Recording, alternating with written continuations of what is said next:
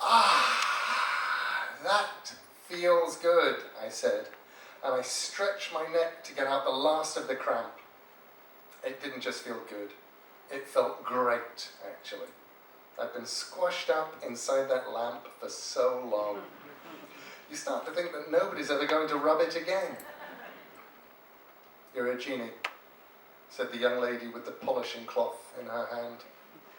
"I am. You're a smart girl, Toots. What gave me away?" The appearing in a puff of smoke, she said, "And you look like a genie.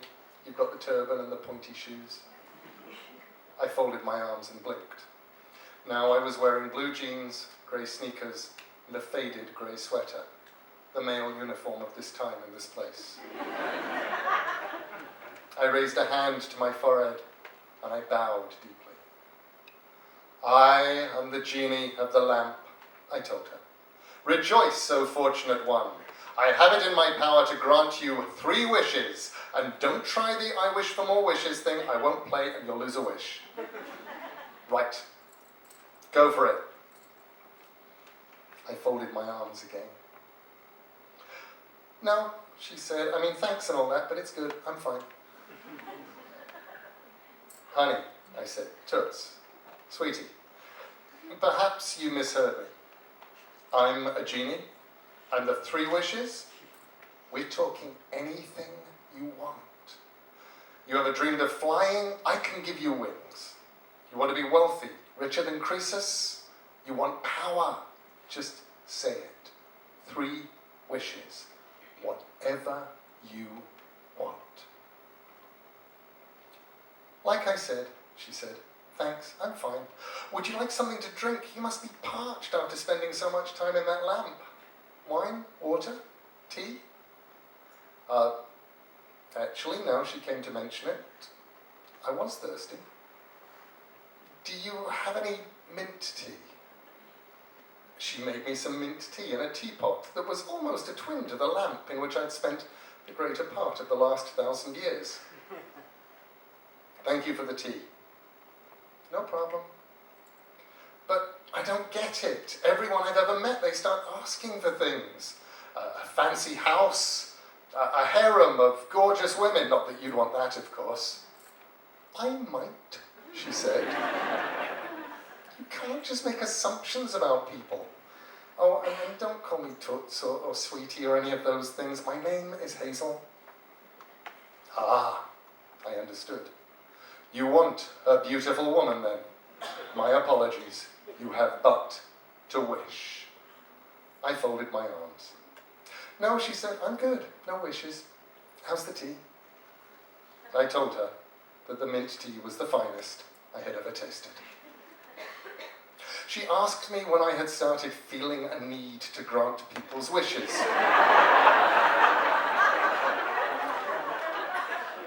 And whether I felt a desperate need to please. She asked about my mother, and I told her that she could not judge me as she would judge mortals, for I was a djinn, powerful and wise, magical and mysterious. She asked me if I liked hummus.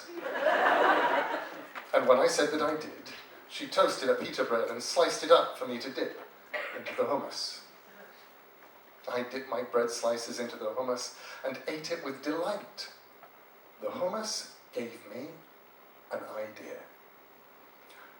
"Just make a wish," I said helpfully, "and I could have a meal fit for a sultan brought into you. Each dish would be finer than the one before, and all served upon golden plates. And you could keep the plates afterwards."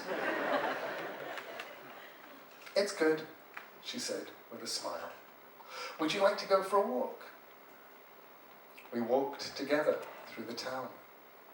It felt good to stretch my legs after so many years in the lamp. We wound up in a public park, sitting on a bench by a lake. It was warm but gusty, and the autumn leaves fell in flurries each time the wind blew. I told Hazel about my youth as a djinn, of how we used to eavesdrop on the angels and how they would throw comets at us if they spied us listening. I told her of the bad days of the Jinn Wars and how King Suleiman had imprisoned us inside hollow objects. Bottles, lamps, clay pots, that kind of thing. She told me of her parents, who were both killed in the same plane crash and who had left her the house. She told me of her job, illustrating children's books, a job she'd backed into accidentally at the point she realized she would never be a really competent medical illustrator, and of how happy she became whenever she was sent a new book to illustrate. She told me she taught life drawing to adults at the local community college one evening a week.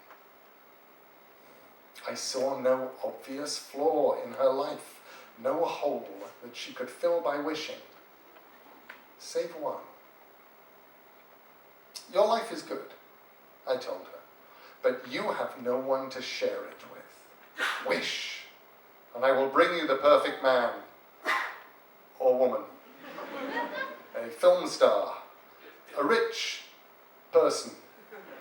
No need, I'm good, she said. We walked back to her house, past houses dressed for Halloween. This is not right, I told her. People always want things. Not me. I've got everything I need. Then what do I do? She thought for a moment. Then she pointed at her front yard.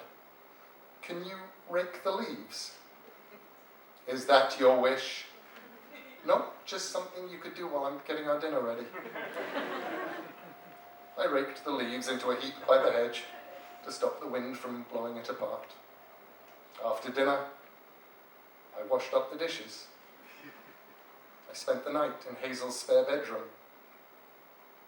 It wasn't that she didn't want help. She let me help. I ran errands for her, picked up art supplies and groceries. On days she had been painting for a long time, she let me rub her neck and shoulders. I have good, firm hands. Shortly before Thanksgiving, I moved out of the spare bedroom, across the hall, into the main bedroom and Hazel's bed. I watched her face this morning as she slept. I stared at the shapes her lips make when she sleeps.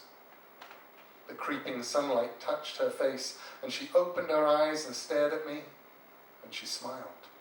You know what I never asked, she said, is what about you? What would you wish for if I asked what your 3 wishes were? I thought for a moment. I put my arm around her, and she snuggled her head into my shoulder. It's okay, I told her. I'm good.